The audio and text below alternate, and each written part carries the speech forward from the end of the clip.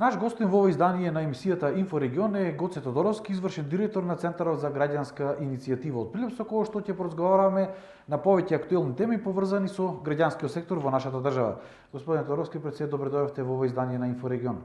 И благодарам на поканата. Навистина чест ми е да бидам гостин. Како што кажав, да, ќе поразговараме за повеќе актуелни теми поврзани со граѓанскиот сектор во Македонија. Поно што прво ме интересира каква е состојбата со граѓанскиот сектор во Македонија после 30 години независност на нашата држава. Дали институциите сега гледаат искрен партнер во граѓанскиот сектор со кој што можат да споделат и да реализираат заедно некакви проекти за подобрување на квалитетот на живот во било која општествена сфера?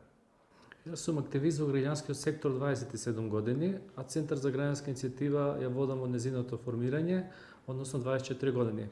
Значи можам слободно да посведочам за овие 27 години нема некоја тенденција на драстично менување на улогата и влијанието на граѓанскиот сектор во македонското општество.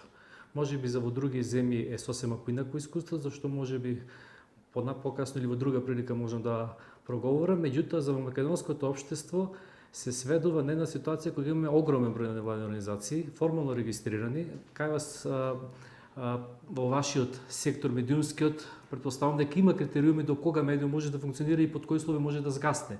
Во нашиот сектор нема критериуми за згаснување. Значи може да имате вие регистрирано преку 10.000, јас не знам дали е сега таа датотека е обновена.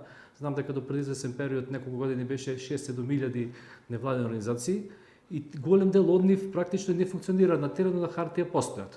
Оние кои што функционираат имаат друг проблем, а тоа е што работат само на едноставно спроведување на проектите, а не на вршење на влијание во заедницата. Значи краткорочна цел која што има проектот зацртано дали за 6 месеци, 12 месеци или 18, тука завршува проектот и влијанието е после под знак прашање колку остава одржлив траен карактер. Зошто е тоа така? Тоа е така затоа што прво организациите имат човечки потенцијал кој што многу често флуктуира, заминува. Од разни причини, од еден во друг сектор. Денеска сме сведоци, гледаме како од невладиниот сектор од пред 3-4 години и тоа не е сега тенденција, но последниве 3-4 е тоа позасилено. Многу граѓански активисти го напуштиле граѓанскиот сектор во кој што биле одреден број на години, сега се наоѓаат во владин сектор. И автоматски таа организација каска со капацитети човечки. Од друга страна, некогаш е поедноставно до донаторот да зацртате, ако донаторот ви дава таква можност, проекти кои што се поедноставни за реализација. Затоа што кога ќе ве прашат а која е одржливоста на проектот, вие пред време треба да размислите кој е ефектот кој што ќе го ставите со проектот, а при тоа да бидете отчитливи спрема заедницата и да има видливи резултати. И тие видливи резултати после тоа кога ќе прекини финансиската помош од тој донатор, да бидат продолжени на што вие сте го работеле и при тоа таргет групата која што зацртувате, таа да го имплементира тоа што значи одржлив развој. Например, ако ви се тоа земјоделци и сте воспоставиле некоја методологија која што според вас значи новитети во нивната работа, значи ефикасност, значи здрава животна околина, значи да производите кои што ги произведуваат немаат пестициди така натаму, кога вие ќе им помогнете, после тоа тие треба да го продолжат тоа што вие сте им го дали како пракса. Значи треба постојано контакт со заедницата и со групата со која што работите, а не кога вас проектот ви завршува комуникацијата со луѓето, не сте можеби пренесле максимално искуството кое што го зацртале, луѓето при тоа не обрнале внимание на разноразни причини и проблеми кои што си ги имаат, значи тој контакт го губите и затоа го нема тој ефект. Од тој аспект мислам дека многу се немаме променето како невладен сектор, граѓански сектор и затоа ни се случуваат безброј проблеми кои што ги имаме.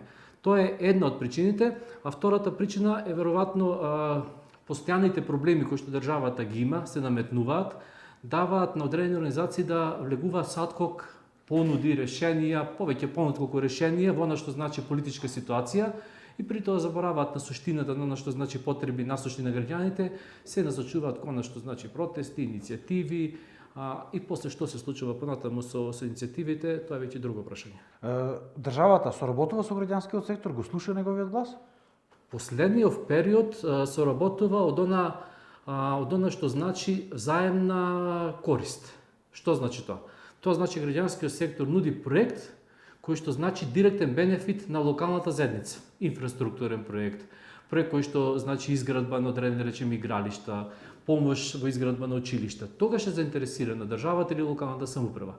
Но кога имате потреба од давање на совети или мислења или да речеме од заработка на одредени стратегии во одредено поле на државата, тогаш многу и не е интересиран и ви консултира. Но кога значи конкретна корист за самата локална заедница, што е исто добро, тогаш пред се инфраструктура, тогаш е заинтересиран, затоа што тоа носи директно помош на заедницата. Речеме, ако требало да изградите одводна канализација, за која што државата, односно локалната самоуправа нема средства, а тоа може да се направи преку проект, преку невладина организација, преку некој европски фонд, тогаш е апсолутно заинтересирана и тогаш почнува таа комуникација. Значи, од тој аспект, ако гледаме, да. Ако гледаме од некој суштински, каде што ќе значи вклучување на невладиниот сектор во некој постојан диалог, нешто што значи решавање на проблемите, па да повикаме представници од граѓанскиот сектор кои што ја разбираат проблематиката, а не само про форма да бидат членови во некое тело, тоа малку потешко оди. Зошто? Зошто нема таков слух државата? Нема култура. Нема изградена култура демократска. Едноставно смета дека кога тоа носи политички поени, тогаш тоа може да го направат. Кога тоа треба да го направат за да го промовираат пред одредени странски фактори, амбасади пред се, тогаш да. Кога треба да ги викне на разговор некоја округла маса на која што ќе присуствуваат и странски представници, па треба да го прикажат еве соработуваме, тогаш да. Но суштински како култура го немаат и при тоа што е најбитно од се, многу често тоа се прави со во наводници така наречени своји граѓански организации. Организации кои што се блиски до една или до втора политичка провиненција или се креирани пред избори за да бидат блиски до себе и тоа го прават и тогаш има таа проформа, еве имаме тело, еве имаме дебата, еве имаме дискусии, но за да вклучат активно и суштински невладен сектор, тие треба прво да имат целосна слика на што значи функционирање на невладниот сектор во нивната заедница, општина, држава, регион, при тоа да знаат кој од нив зашто е релевантен, кој од нив зашто може да го искористат, а при тоа да не искористат финансиски средства од буџетот, значи нема потреба тие да плаќаат, меѓутоа доволно е како совет, како иницијатива, имаме ваков проблем во заедницата, ви имате искуство од граѓански сектор, 20 години да речеме со таа и таа проблематика, што мислите така натаму, викање на седници на совет, да слушнат сите представници на политички партии, па никој не мора тоа да го практикува ако не е функционално и не е рационално. Меѓутоа таква пракса нема за жал, нема таква демократска култура. Како што кажате, желни се соработка само кои ќе имаат некаков корист или интерес, односно како што кажете реализација на некои инфраструктурни проекти што потоа можеби си ги припишуваат за нив и се стикаат со нив, ги искористуваат за друга цел наместо за вистинската намена. А како реагираат кога на пример граѓанскиот сектор ќе упати некаква добронамерна критика или едноставно ќе им укаже дека ова вака не треба да се работи, треба малку поинаку? Тешки сме за тоа. Тешки сме како заедница, како општество, како сакате народ, нација, граѓани, тешки сме за примање на критика. А ние сме постојано на удар на критика на оние кои што да ги даваат средствата, затоа што постојано бараат резултати. И за разлика, да речеме, од некои државни проекти, ние овде постојано сме на мониторинг на оние кои што ги даваат парите за проектите. Тоа што значи што е зацртано, тоа треба да биде реализирано и што е уште по-суштински, треба да ги има ефектите видливи. Идат на терен, вршат мониторинг, вршат ревизија и се.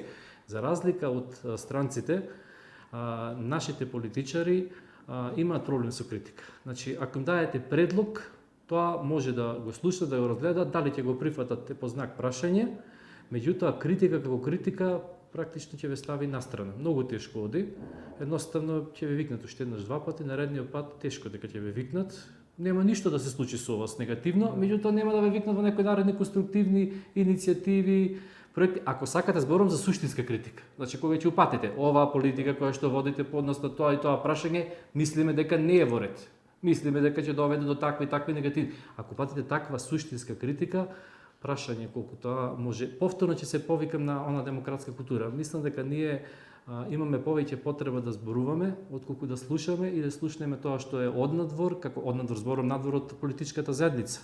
Дали се тоа интелектуалци, дали е културни работници, медиумски работници, граѓански сектор, апсолутно се она што значи потреба и заеднички интерес за заедницата. Малку е наистина потешко и повторно ме пева по трет пат, тоа е во рамките на демократска некултура или да речем немање доволно демократско чувство за тоа дека никој не сака да ви наштети со тоа што ќе ви даде критика. Дали граѓанскиот сектор во држава трпи притисоци некакви? Ние лично сме немале притисоци, како притисоци зборувам. Има организации кои што се жалат, ако тоа го сметаат за притисок, со доаѓање од управа за јавни приходи. Меѓутоа за нас е тоа, ние сме го имале тој процес, ние тоа го подразбираме како неминовен процес, затоа што вие исто така, независно што средствата ги земате од донатори кои што се надвор од државата или во нашиот случај 100% се однадвор. Значи ние не добиваме средства нити од локална самоуправа, нити од влада. нити сме аплицирале, нити сакаме да аплицираме со тие средства. Само единствено функционираме со она што значи меѓународни донатори и амбасади. Од тој аспект немаме притисок. Доколку би имале средства, да речеме, од државата, би можел да дам лични искуства да речем да, добивме средства, но имавме вакви проблеми или значи тука не можам лично да проговорам. Некои организации се жалат дека немат, некои велат дека имат, значи стварно е лично прашањето. Каква е состојбата на ово поле баш сега што поразговаравме за овие неколку прашања во соседните држави во регионот? Дали е поразлична од Македонија? Соседните држави, доколку ги сметаме балканските, не е многу поразлична. Доколку одиме малку по на запад или источна Европа, еве не мора да одиме општо до Германија, Австрија, меѓутоа Чешка, Полска, Унгарија, Словачка, апсолутно да. Апсолутно да, и тоа е процес, јас знам, сум сведок на процесот што 2001 година кога беше кај нас започнат процесот децентрализација, тогаш носевме на обука 100 политичари, медиумски работници, граѓански здруженија да видат како се одвива тој процес, градоначалници, како се одвива тој процес децентрализација во Полска, во различни општини, и тогаш беше многу напред и таа соработка меѓу државата и граѓанските организации и самиот процес и нивната вклученост и како се реализираше. Значи тоа зборувам, еве, ако било пред 20 години тоа не во зачеток, туку во развој процес во една Полска, да речеме, или Унгарија, кај нас после 20 години не можам тоа да го видам. А 20 години не е мал период. Ние практично не завршивме целиот процес на децентрализација. Тоа што сега некој има проблем со фискалната децентрализација, тоа е друго прашање. Но кај нас е тој процес завршен, со ингеренции со се, динамиката која што и сега имаме, не може да даде за право да кажам дека нешто се променило. Во тој однос, граѓански сектор и држава, односно општина.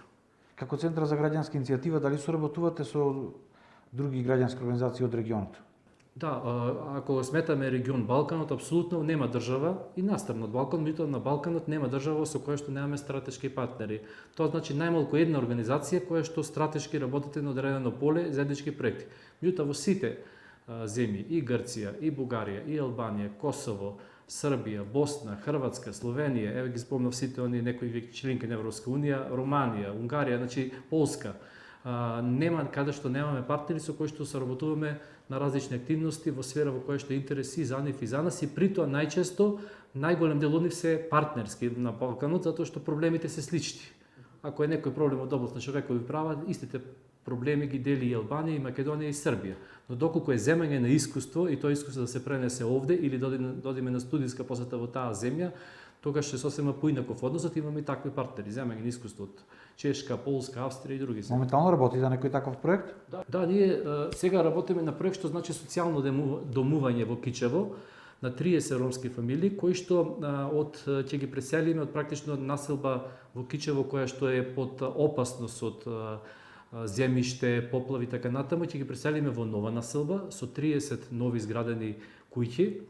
И за да го видиме тоа социјално домување како функционира и како да има одржлив развој после тоа, бидејќи се работи за социјално најзагрозена група ромите, искуство земаме од земјата која што е број 1 во Европа. Во светот е меѓу првите неколку и од градот кој што е број 1 во Европа, тоа е Виена.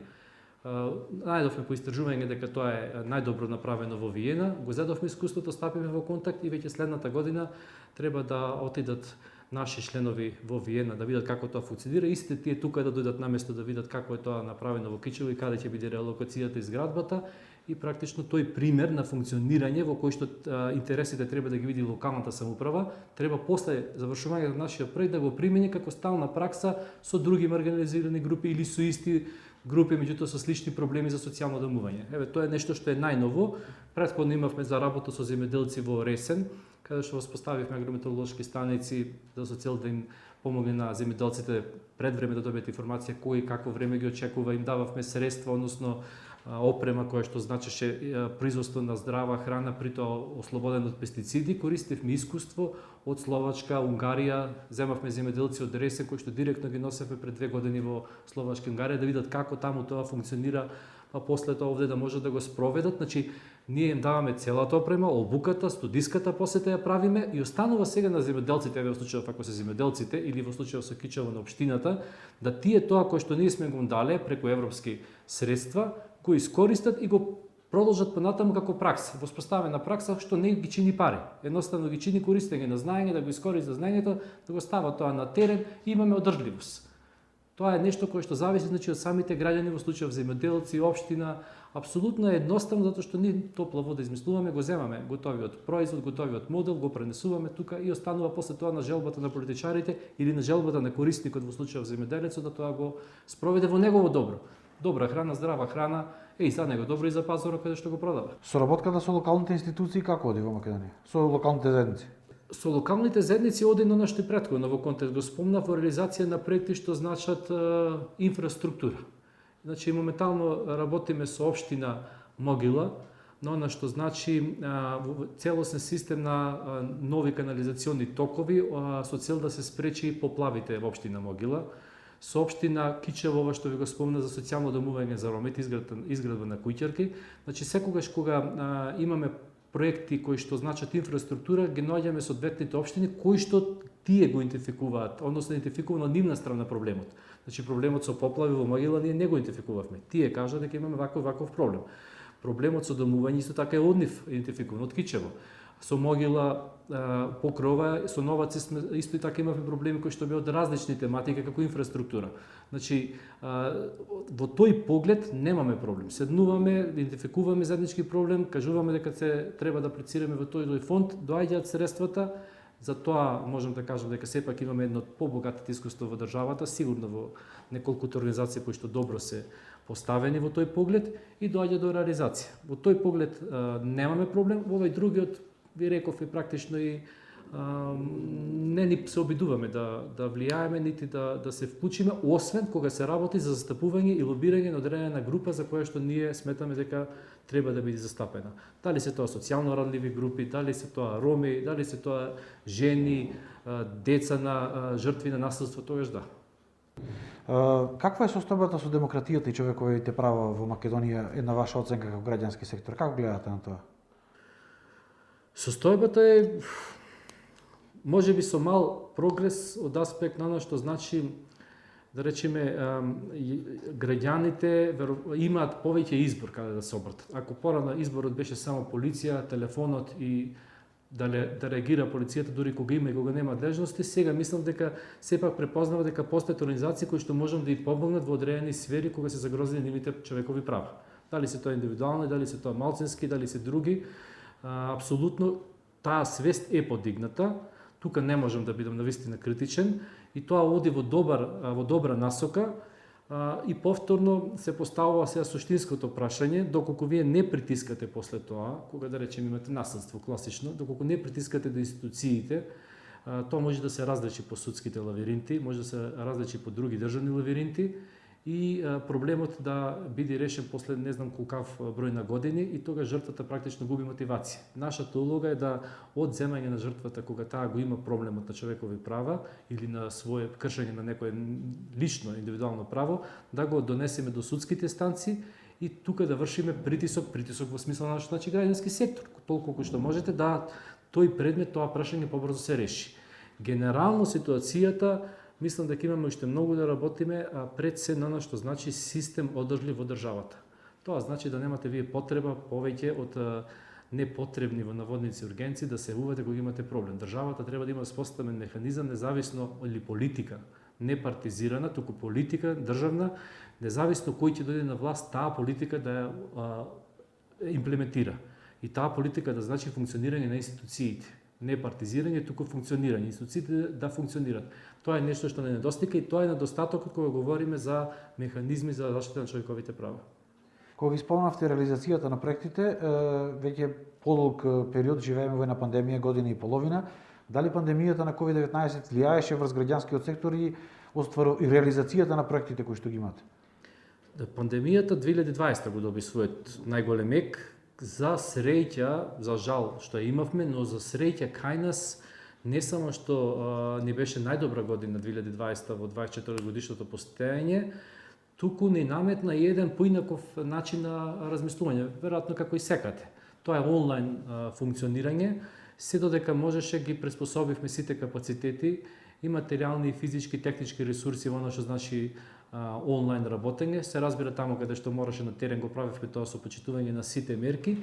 Меѓутоа кај нас беше најдобра година затоа што покрај тековните проекти кои што се реализира, а независно од пандемијата беа започнати си течеа, тековно само го променивме начинот на функционирање, имавме дополнително проекти што значеа директна поддршка на загрозени групи како резултат на пандемијата. И токму затоа, доколку да речеме имавме 4-5 проекти во 2020, имавме дополнително 4-5 кои што беа надоврзани на тоа се однесува само на ковид. Во тој аспект кај нас немаше пореметување, нити еве 21 година гледам пореметување, едноставно само адаптирање на она што значи светски текови. Имавте ајде така да кажеме хуманитарни проекти со донација на амбулантни возила во неколку градови во Македонија. Дали во 2021 година исто планирате некакви такви проекти?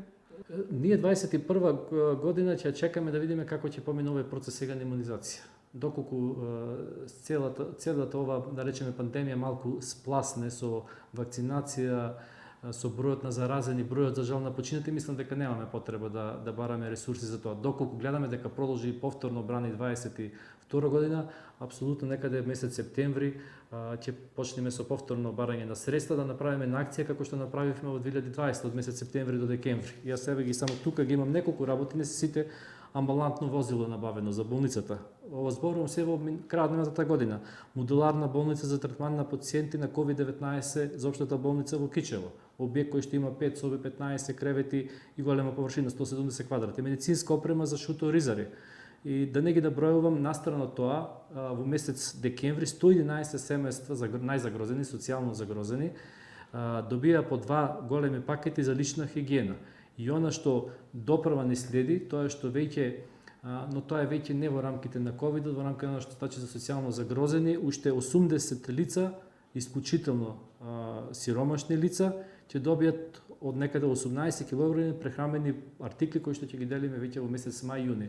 Значи, од тој аспект, веројатно вакви акции, доколку процениме дека пандемијата ќе го има повторно својот ек како минатата година, ќе продолжи. Доколку не, ќе одиме само на што значи социјално загрозени групи. Кои се идните планови на Центарот за граѓанска иницијатива? Идните планови се да продолжиме со она што е наметнато како тенденција на европските фондови, што мислам дека е многу правилно, а тоа е работа на инфраструктурни проекти. Инфраструктурни проекти кои што значат директен бенефит на граѓаните. Дали ќе помогнете со опрема, нив, на самите граѓани, одредена група, дали земјоделци или друга група, дали ќе помогнете она што значи канали, изградба, објекти, така натаму, нешто што е зацртано во ЕУ проектите, а бара минимум 60% од средствата да бидат насочени во инфраструктура, минимум. Мислам дека во таа насока ќе продолжиме, затоа што тоа е директна помош и тоа е највидливо и нешто кое што има сите користи. И општината, и граѓаните, заедницата, државата, комплетен доведува до комплетен локален економски развој. Во таа насока ќе продолжиме, а она што е нешто на подолг рок, тоа е она што и пробиваше низ вашите прашања претходно, а тоа е навистина ќе се потрудиме малку сега, можеби со поголем така наречен притисок и лобирање, можеби и со една поголема акција на граѓански организации, да државата воспостави еден систем, траен систем на вредности, систем што ќе значи почитување на човековите права, почитување на правото и институции кои што нема да бидат партизирани и нема да зависат од една или втора политичка партија или од една или втора етничка група. Еве за крај, дали се тоа и вашите лични амбиции и желби како долгогодишен извршен директор на Центарот за граѓанска иницијатива, кој што имате и големо меѓународно искуство за тоа како функционира граѓанскиот сектор во светот, а како кај нас? Да, тоа е апсолутно она што го имавме како идеја и јас лично уште пред 24 години останува со тоа што нема повеќе, мислам дека нити државата време, нити ние да бараме оправдување заради оваа политичка криза или заради онаа политичка ситуација не ја остваривме ова или она задача. Мора да ни биде нас задача на сите во својот сектор да ги зацртат институциите и да ги натераат политичарите да ги тргнат рацете од она што значи здрав политички демократски систем. Нивната улога е да бидат сервис на граѓаните. Тие мора да бидат во наводници слуга на граѓаните. За жал, работите се поставени обратно. Голема вина е кај граѓанскиот сектор што се манипулира во одредени протести, се искористува нивното учество, после тоа апсолутно се исфрла или дел од нив влегуваат во она што значи извршна власт и ја губат повеќе моќта на лобирање, на застапување, но тоа е нешто со кое што ние самите треба да се справиме и на крај на кршата, ако не се справиме со тоа, цената ја плаќа целата заедница. Торовски, ви благодарам за ова интервју и се надевам дека со нови информации ќе бидете повторно гостин во Инфорегион. Ви благодарам вас, навистина ми беше чест и задоволство во вашиот медиум да бидам гост. Драги гледачи, тоа беше интервјуто со Гоце Торовски, извршен директор на Центарот за граѓанска иницијатива од Прилеп. Се гледаме во наредното издание.